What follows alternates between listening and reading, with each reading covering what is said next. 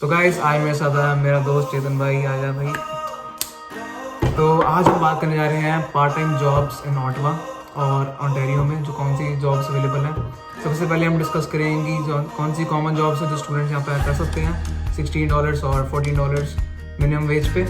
तो पहले मैं बात करना चाहूँगा सिक्योरिटी गार्ड की, और उसके अलावा हमारे पास है ग्रॉसरी स्टोर्स की जॉब और वॉलमार्ट और बेस्ट बाय एट्सेट्रा एट्सेट्रा। ये सारी जॉब्स जो हैं ये सारी जॉब्स होती है बड़े बड़े यूनिट में, और यहाँ पे अलग अलग जॉब्स होती है स्किल सेट्स के हिसाब से। तो चेतन भाई बताइए कैसे कैसे जॉब्स होती हैं यहाँ पे। So basically, you can separate them in 3 categories. So the first one is you can get a security license. These are called licensed jobs. तो अगर आप कोई लाइसेंस लेके जॉब करेंगे जैसे कि सिक्योरिटी गार्ड, इन सब की पे अच्छी होती है और स्केड्यूल आपके हाथ में होता है। तो और दूसरी टाइप की जॉब्स होती हैं रेस्टोरेंट जॉब्स, जैसे कि फूड इंडस्ट्री ऑब्वियसली। और इसमें आ जाते हैं आपके kitchens and pubs and bars और मैकडोनल्ड्स, सबवे और ऐसी सभी फूड रेस्टोरेंट्स। और इस थर्ड कैटेगरी होती है ग्रोसरी स्टोर्स। ग्रोसरी स्टोर्स में आ जाते हैं गैस स्टेशंस, वॉलमार्ट, लॉबलोज और इंडिपेंडेंट ग्रोसर्स, ऐसे अलग अलग। इसमें मैं एक चीज़ ऐड करना चाहूँगा कि जो आपने थर्ड कैटेगरी बताई है उसके अंदर अलग अलग होते हैं according to scale of the business. Yes, एक होते हैं स्मॉल, जैसे हो गए हमारे ये गैस स्टेशन में छोटे छोटे स्टोर्स, और कई होते हैं स्टोर्स उससे भी छोटे। और इसके अंदर जॉब अवेलेबल होती है, एक तो बंदा जो सेट करके सारी चीज़ें लगाता है, एक होती है जॉब जो क्लीनर करता है, एक जो होती है जॉब जो होती है कैशियर की मेन, जो बंदा बैठता है और सारा काम संभालता है बेसिकली। और जो बड़े जैसे हो गई हमारे पास वॉलमार्ट, बेस्ट बाय, मेट्रो, इसके अंदर जॉब्स होती है अलग टाइप की। जैसे होती है एक हो गया कैशियर की, एक हो गया जो प्रोडक्ट मैनेजर होता है, और एक होता है जो प्रोडक्शन में होता है, और एक होता है जो सारी चीज़ें लगाता है अलग अलग आइल में, जो जिसे बेसिकली कहते हैं स्टॉकिंग की जॉब्स। तो स्टॉकिंग की जॉब्स में ये आपको करना ही पड़ेगा। अगर आप किसी गैस स्टेशन पे काम करोगे यहाँ पे आके, तो stocking is a very mandatory part of the job. तो आपको रात के टाइम पे जैसे ही अगर कस्टमर्स कम हैं तो आपको स्टॉक फिर से फिल करना पड़ता है पीछे से सारा सामान ला के। तो अगर वॉलमार्ट्स हैं, वॉलमार्ट में आपको सिर्फ एक रोल डेजिग्नेट कर देते हैं। अगर आप सेल्स एसोसिएट हो तो आप सिर्फ उसकी ही जॉब करोगे, अगर आप कैशियर हो तो आप सिर्फ कैशियर का काम करोगे, अगर आप स्टॉकिंग के लिए उन्होंने हायर किया आपको तो आप सिर्फ स्टॉकिंग करोगे। तो ऐसे सेपरेट है। लेकिन गैस स्टेशन में आपको ये सभी काम एक साथ करने पड़ते हैं। आपको कैश भी संभालना पड़ता है, आपको क्लीनिंग भी करनी पड़ती है, आपको स्टॉकिंग भी करनी पड़ती है। और गैस स्टेशन की जॉब आपको ओवरनाइट मिल सकती है, दिन में मिल सकती है, और हर जॉब सकती है सब जो ओवरनाइट होती है। पर अलावा एक वॉलमार्ट के और बड़े बड़े उनके, क्योंकि ये 11 बजे बंद हो जाते हैं मैक्स टू मैक्स, और आजकल कोविड के कारण जल्दी बंद हो रहे हैं। और जो जॉब्स कई होते हैं रेस्टोरेंट जो 24 आवर ओपन होते हैं, उनकी ओवरनाइट जॉब मिलती है, उसमें कुछ एक्स्ट्रा पेमेंट जैसे $8 एक्स्ट्रा मिलता है पर घंटे के, मैक्स $1 एक्स्ट्रा। लेकिन अभी कोविड चल रहा है तो इसके लिए कई जो स्टोर्स हैं वो $2 एक्स्ट्रा भी दे रहे हैं, but that is a very rare case. और अब हम बात करेंगे अपने अपने एक्सपीरियंस की, जो हम आपको एडवाइस देना चाहेंगे। जो हमने गलतियाँ की थी अब ना दोहराओ। तो पहले मैं शुरू करता हूँ चेतन से। तो आप बताओ कि अपने आज तक कौन सी जॉब की और कैसे कैसे का एक्सपीरियंस रहा उनमें। तो जैसे ही मैं कनाडा में लैंड हुआ मैंने जॉब्स ढूंढना शुरू कर दिया था। मेरे दिमाग में कोई स्पेसिफिक जॉब नहीं थी, तो सबसे पहले मैं टारगेट कर रहा था रेस्टोरेंट जॉब्स को, जो कि सबसे इजी है कनाडा में मिलने के लिए, क्योंकि आपको ज़्यादा एक्सपीरियंस नहीं चाहिए होता ऑब्वियसली फॉर क्लीनिंग। तो मैं इन्हीं जॉब्स को टारगेट कर रहा था, तो ताकि मेरा कनेडियन रेज्यूमे थोड़ा सा इम्प्रूव हो सके। तो मैंने सबसे पहले जॉब की एक पब में। तो वहाँ पे मेरा काम बेसिकली था शेफ़ के साथ थोड़ा बहुत कटिंग हो गया, वेजिटेबल्स को करना हो गया, और डिफरेंट काम्स जो भी थे कुकिंग के साथ वाले वो। और साथ में हमारे रेस्टोरेंट में ये था कि अगर कोई कुकिंग कर रहा है तो उसके जो भी बर्तन हैं, जो भी यूटेंसिल्स हैं, वो खुद साफ़ करेगा। तो वो साथ में एक डिश वॉशिंग की जॉब भी थी। तो मैंने पहले ये जॉब की, फिर उसके बाद मैं वहीं पर लाइन कुक बना, फिर वहाँ पर कुकिंग की जॉब मैंने। और कितने $? मिल रहा था वहाँ पे आपको? वहाँ पे मुझे मिल रहे थे $14 एन आवर, लेकिन वहाँ पे मैंने थोड़े टाइम बाद काम छोड़ दिया था क्योंकि मुझे आवर्स कंप्लीट नहीं मिल रहे। और जैसे लोग कहते हैं कि वहाँ पे टिप्स मिलती है एक्स्ट्रा रेस्टोरेंट्स में, तो yes that's the most interesting part of this job कि आपको मिलती हैं टिप्स। तो टिप्स का क्या सिस्टम है, जैसे ही आप कोई वेटर सर्व करता है तो कस्टमर ऑब्वियसली यहाँ पे कनाडा में कई कस्टमर्स काफ़ी ज़्यादा टिप भी देते हैं 15% 20%।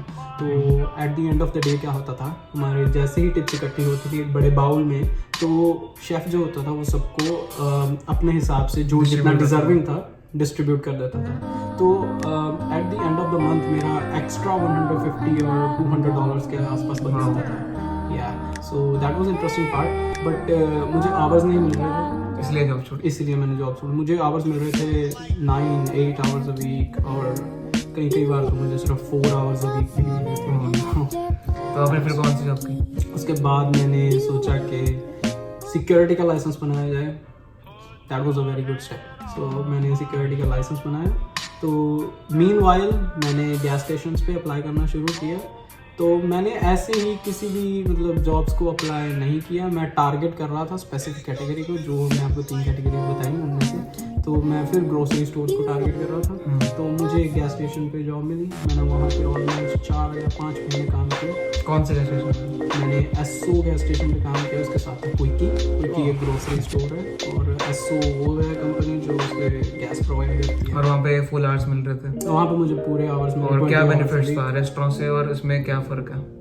तो बेसिकली जैसे मुझे रेस्टोरेंट्स पे आवर्स नहीं मिलते थे, काम वाज ओके, इतना कुछ करने को था नहीं वहाँ पे। गैस स्टेशन जहाँ पे मैंने किया काम वो इतना बिजी गैस स्टेशन नहीं था, तो that was good for me, not for the employer obviously.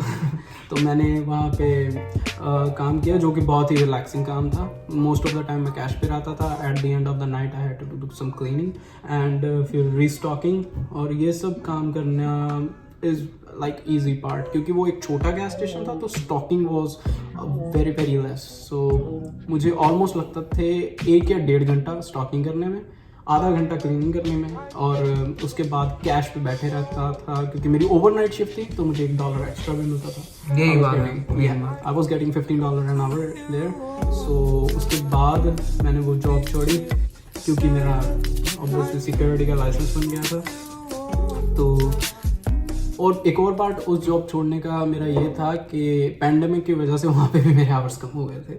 जैसे ही पैंडेमिक हिट किया, और फिर मेरे आवर्स 20 से सीधे 8 चले गए। सिर्फ मुझे एक शिफ्ट मिल रही थी, और उसके बाद मेरी एक शिफ्ट भी चली गई, तो उन्होंने मुझे ले ऑफ पे कर दिया था।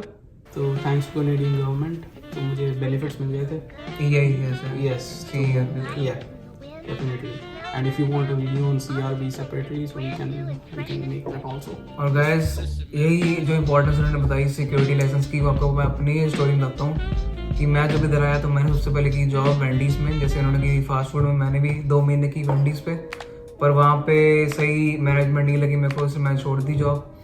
और मेरे को लगा बहुत ज़्यादा काम है, क्योंकि पहली जॉब मैंने फूड इंडस्ट्री में ली, तो मेरे को लगा तो बहुत ज़्यादा काम है। उसके बाद फिर मैंने उसको छोड़ के मैंने 2 महीने जॉब की ग्रोसरी स्टोर में, और उसका नाम था सिल्वर सिटी फूड मार्केट। वो एक इंडियन बंदे का ग्रोसरी स्टोर था, और सेम काम था, अपने ग्रोसरी बेचनी, कैश काटना, और एंड ऑफ द डे झाड़ू पोछे लगा के स्टोर साफ करना। और उसके बाद जब मैं इंडिया गया, उसके वापस आया, उसके बाद तो बिल्कुल जॉब वैनिश हो गई। उस टाइम पे जॉब बिल्कुल नहीं मिली मेरे को, और मेरे पास लाइसेंस भी नहीं था। तो मेरे को यही पार्ट आपको मैं बताना चाहूँगा कि सिक्योरिटी गार्ड लाइसेंस आप आते सार बनवा लो, क्योंकि सिक्योरिटी की जॉब्स कभी खत्म नहीं होती। पैंडेमिक में जॉब्स बड़ी है सिक्योरिटी की, कम नहीं हुई, क्योंकि एक जॉब क्रिएट होगी कि सोशल डिस्टेंसिंग बंदों की करानी, 6 फीट का गैप क्रिएट करना। ये जॉब बहुत चलती है सिक्योरिटी का। सिक्योरिटी कभी भी आपका लाइसेंस काम आएगा जब आपकी जॉब से ले ऑफ होती है, कोई भी जॉब छूटती है। तो उसके बाद मैंने सिक्योरिटी का लाइसेंस बनवाया, और उसके बाद मेरे को A&W में मिल गई साथ में, जो एक और रेस्टोरेंट है। मैं उस टाइम सोच रहा था कि फूड इंडस्ट्री में काम करना ही नहीं बिल्कुल भी, क्योंकि मेरा पास्ट एक्सपीरियंस बहुत ख़राब रहा था। पर ये बहुत अमेजिंग जगह थी, और वहाँ पे मुझे काफ़ी बढ़िया, मेरे को उस टाइम पे मिल रहे थे $14, पर मुझे उन्होंने बना दिया था टीम लीडर, जिसके वजह से मेरे को मिल रहे थे $15, और साथ में मैं ओवरनाइट कर रहा था, तो $1 और एक्स्ट्रा, $16। पर इसका ये था फ़ायदा कि मेन फ़ायदा मिलता था कि फ्री खाना मिलता था मेरे को, और फ्री दवाई खाते थे, और साथ में काम करते थे। और इसलिए मैं आपको बस मैं यही एडवाइस देना चाहूँगा कि जैसे चेतन भाई ने उस टाइम पे बढ़िया किया, सिक्योरिटी लाइसेंस बनवा लिया, तो सिक्योरिटी गार्ड लाइसेंस आते सर बनवा लो। और कोई भी जॉब सोचो ना कि बहुत मुश्किल है, उसके साथ और एक और एडवाइस देना चाहूँगा कि एक टाइम पे 2 जॉब रखो आप। अगर कोई जॉब फ्लेक्सिबल है, जैसे अगर आप एक शिफ्ट नहीं लगाते, क्योंकि आप 20 आवर्स कर सकते हो, फॉर एग्जाम्पल एक जगह पे आपको 15 घंटे मिलते हैं, दूसरी जगह 5 घंटे मिल रहे हैं, तो ये ऐसे 2 जॉब बना के चलो। फॉर एग्जाम्पल अगर सिक्योरिटी है वो फ्लेक्सिबल है, आपका मन करता है आप शिफ्टें उठाओ, आपका मन करता है शिफ्टें ना उठाओ, तो इसीलिए ऐसी जॉब ढूंढो जो फ्लेक्सिबल हो और दूसरी एक परमानेंट जॉब ढूंढो आप। यही मेरी एडवाइस है आपको। और उसके बाद में आपको आज हम डिस्कस करेंगे अबाउट फूड इंडस्ट्री जॉब्स, और अगली वीडियो में मैं आपको बताऊंगा कि सिक्योरिटी गार्ड लाइसेंस कैसे अप्लाई करते हैं ऑनलाइन जाके। और तो शुरू करते हैं फूड इंडस्ट्री जॉब। तो आप बताइए फूड इंडस्ट्री में आपने अप्लाई कैसे किया और कैसा मतलब कि अप्लाई कैसे किया और कैसे हायरिंग होती है वहाँ पे? तो हायरिंग का प्रोसेस बिल्कुल सीधा था। सबसे पहले मैं बताऊंगा कि मैंने अप्लाई किस तरीके से किया। तो जैसे ही आप कनाडा में लैंड होते हो, आपके पास अगर सिन नंबर आ गया है, जो कि मैंडेटरी रिक्वायरमेंट है हर एक एम्प्लॉयर की कि आपके पास होना ही चाहिए, तो जैसे ही मेरा सिन नंबर आया मैंने अप्लाई करना शुरू किया। सबसे पहले through internet, obviously I was applying to every job. मैंने कनेडियन फॉर्मेट में रेज़्यूमे बनाया, तो I was having almost no experience. I had like marketing experience from India just a little bit. तो मैंने उसी को बहुत ज़्यादा ब्लफ करके लिख दिया कि ऐसे करना पड़ता है दोस्तों, क्योंकि इधर आके आपको मैंने खुद लिखता हूँ इजी डे स्टोर में मैं कैशियर था, तो गाइस हमें उसमें ब्लफ करना पड़ता है अपने रिज्यूमे में कि हमें ये जॉब की, ताकि हमें पहली जॉब मिले।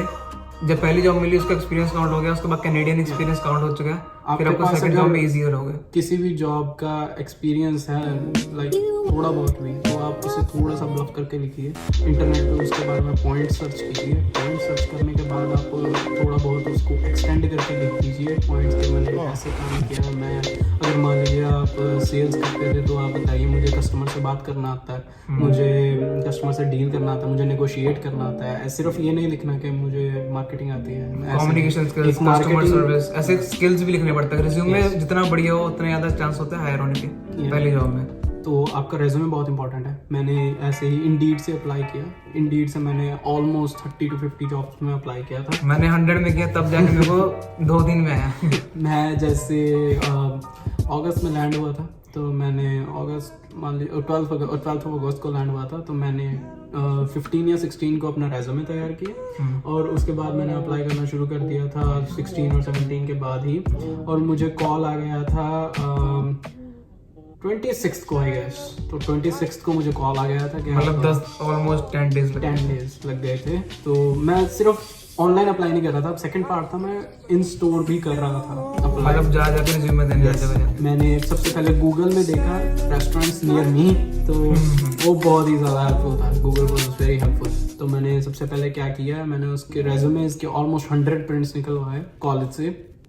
तो वहाँ से प्रिंट्स निकलवाने के बाद मैं बस बैग में रेज्यूमेज भर के, एक तो सिटी एक्सप्लोर हो गई बढ़िया, तो बस सर्विस का पता लग गया। और उस टाइम पे कॉन्फिडेंस पूरा रखना होता है, पूरा कॉन्फिडेंस। यस, आपको कॉन्फिडेंस पूरा होना चाहिए। तो ऐसे ही कॉन्फिडेंस पूरा दिल में लेके और हर जगह जाओ, बोलो I want, do you have any job opportunities available. सबसे पहले आप जाते ही उनसे बोल सकते हो कि are you guys hiring right now और I am need of an employment, do you have any opportunities for me here. तो आप अगर ये लाइन 2-3 लाइनें रट लो और वही जाके बोल दो वहाँ पे बस। और बिल्कुल भी घबराना नहीं, क्योंकि इधर काम ढूंढोगे तभी गुजारा है। नेवर एवर शाय, क्योंकि people are not gonna put food in your belly, right? Job is gonna do that. Yeah. तो इसीलिए कभी भी जॉब ढूंढने के लिए शर्माना मत।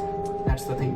तो मैंने भी बस सभी रेस्टोरेंट्स में जाके अप्लाई किया। सभी ऑलमोस्ट कोई भी नहीं छोड़ा मैंने आसपास के इलाके वाला।